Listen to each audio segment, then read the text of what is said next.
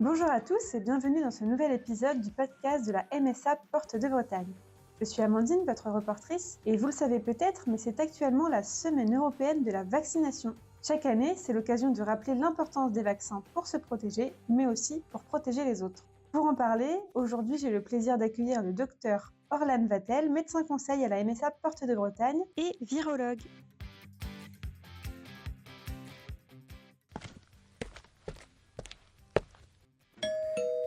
Bonjour docteur. Bonjour Amandine. Est-ce que vous pouvez commencer par vous présenter ?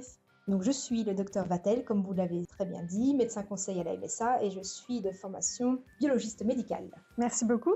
Alors on pourrait penser que les grandes épidémies appartiennent au passé, mais alors pourquoi la vaccination reste aussi importante aujourd'hui ? On pourrait penser en effet, mais la pandémie du Covid-19 survenue il y a maintenant 6 ans nous a rappelé que les maladies infectieuses peuvent toujours émerger.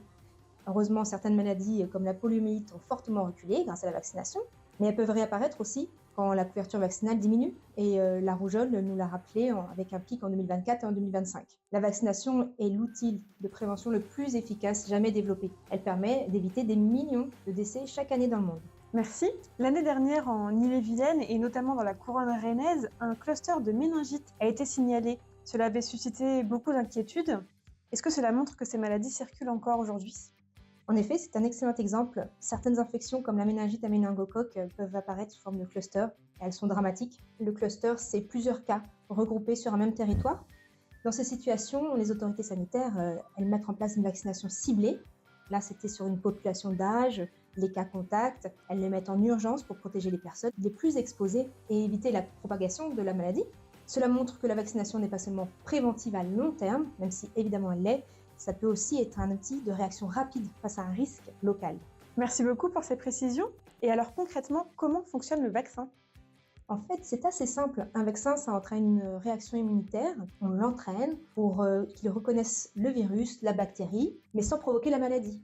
Comme ça, on fabrique, nous, des anticorps et ça permet à notre organisme de se défendre. Il est prêt à réagir rapidement si nous sommes exposés au véritable agent infectieux. C'est comme un coach sportif, mais avec un système immunitaire. Merci. Et pendant l'épidémie du Covid-19, on parlait beaucoup d'immunité collective. Est-ce que vous pouvez nous expliquer de quoi il s'agit ? Alors d'abord, je tiens à préciser qu'il ne s'agit pas d'un terme propre à la vaccination contre le Covid. Mais en effet, donc, quand on parle d'une immunité collective, c'est qu'une grande partie de la population est vaccinée contre un virus, une bactérie.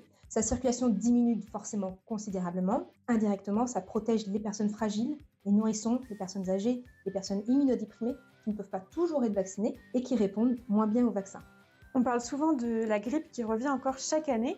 Pourquoi il faut se faire vacciner tous les ans ? Certains virus, comme le virus de la grippe, évoluent constamment. Le vaccin est donc actualisé à chaque année pour correspondre aux souches en circulation réellement. Contrairement au vaccin contre le tétanos, par exemple, qui est très stable, l'agent infectieux n'a pas varié depuis des années et donc il nous protège longtemps. Et il nécessite seulement des vaccins espacés pour réactiver notre immunité. La grippe, elle mute tous les ans. Tous les ans, il faut faire un rappel. Est-ce que vous pouvez nous rappeler quelles sont les consignes concernant les vaccins obligatoires ? Avec plaisir. Donc en France, il y a plusieurs vaccins obligatoires chez l'enfant afin de protéger contre des maladies graves. Mais la vaccination, ça ne s'arrête pas à l'enfance. Il y a beaucoup de vaccins qui sont recommandés à des âges clés, comme le tétanos à 25, 45, 65. Il est important de vérifier son carnet de vaccination, les mises à jour régulières. Bon, il y a encore certaines personnes qui hésitent aujourd'hui à se faire vacciner. Est-ce que vous avez un message à leur faire passer ? Leurs questions sont légitimes, mais il est très important de parler avec un professionnel de santé, car les vaccins font l'objet d'évaluations scientifiques très strictes.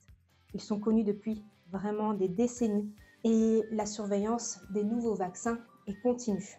Et comme tout médicament, ils peuvent évidemment entraîner des effets indésirables, mais qui sont vraiment bénins, temporaires, et le bénéfice est largement supérieur au risque. Merci pour ce rappel très important.